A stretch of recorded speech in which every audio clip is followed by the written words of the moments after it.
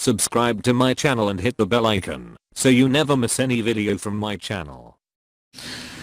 لأن ذکرہ ذکری و ذکری ذکر اللہ، فرمایا اس لیے کہ علی کا ذکر، حضور فرما رہے ہیں علی کا ذکر اس لیے بندگی پروردگار ہے کہ علی کا ذکر میرا ذکر ہے اور میرا ذکر خدا کا ذکر ہے، و ذکر اللہ عبادہ، اور پھر خدا کا ذکر عبادت ہے۔ تو جب علی کا ذکر ہو تو در حقیقت یہ وہ ذکر ہے جو ہمیں خدا تک پہنچاتا ہے۔ اور اہل بیت اطہار علیہم السلام کا جو ذکر، زیارت جامع کبیرہ کا ایک جملہ ہم نے شاید کل آپ کی خدمت میں عرض کیا تھا کہ خلقکم اللہ انوارا۔ دیکھیں یہ زیارت جامع کبیرہ جوان سن لیں، بزرگ کل بھی بات کہہ چکا ہوں کہ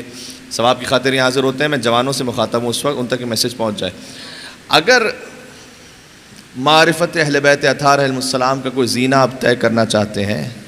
تو ممکن ہی نہیں ہے کہ زیارت جامع کبیرہ کے بغیر طے ہو جائے۔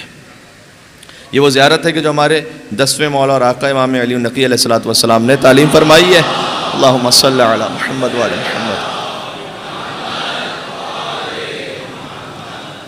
اور چونکہ اس میں فضائل امام ہیں بزبان امام علیہ السلام، اور علامہ مجلسی کے بقول سندن و متنن، یہ زیارت مستند ہے،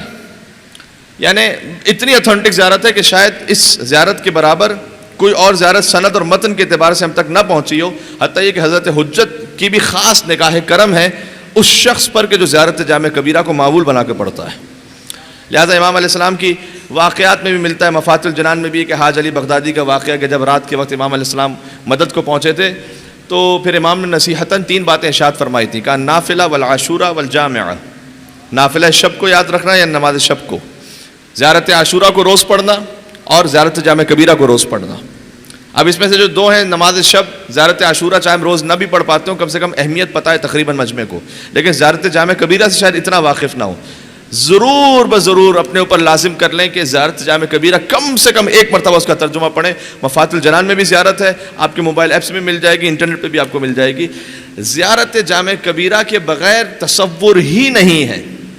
کہ کوئی فضائل اور معرفت اہل بیت علیہ السلام کے زینوں کو طے کر سکے۔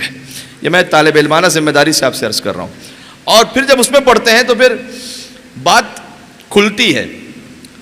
وہ جو غلو کا تصور ہے کہ بھئی کچھ کہہ دیا تو غلو تو نہیں ہو گیا، یہاں سے کچھ کہہ دیا تو تقصیر تو نہیں ہو گئی، یہ جو بڑے مسائل آپ چل رہے ہیں، زیارت جامع کبیرہ بہترین حل ہے اس کا، اس لیے کہ امام علیہ السلام کی زبانی فضائل امام ہے، نہ کوئی غلو کا تصور ہے نہ کوئی اور بات ہے۔ البتہ یہ کہ غلو کا تصور بھی، اب ذرا سی کوئی بات کر دیجئے تو فوراً لوگ کہہ دیتے ہیں کہ مولانا نے غلو کر دیا یا فلاں عالم دین نے غلو کر دیا۔ میں حضرت قبلہ علامہ طالب دوری صاحب حفظہ اللہ، ان کی خدمت میں بیٹھا ہوا تھا، لہذا نام لے کر اتھینٹک بات رہے تو پیش کر رہا ہوں۔ انہوں نے مجھ سے کہا تھا کہ میں لاہور میں ایک موقع پہ خطاب کر رہا تھا تو مولا کائنات کے فضائل پڑھے، ابھی آپ کی سننے والی بات ہے یہ، تو اس میں بعد میں ایک بزرگ کھڑے ہو گئے، انہوں نے کہا کہ مولانا آج تو آپ نے حد سے بڑھا دیا، آج تو آپ نے کچھ حد سے بڑھا دیا۔ تو مولانا یہ کہہ رہے ہیں کہ میں نے انہیں جواب دیا کہ اچھا قبلہ آپ حد متعین فرما دیجئے تو میں بڑھانا چھوڑ دوں گا۔ کوئی متعین فرمائے، ایک مل کے صلوات بھیجے محمد و آل محمد پر۔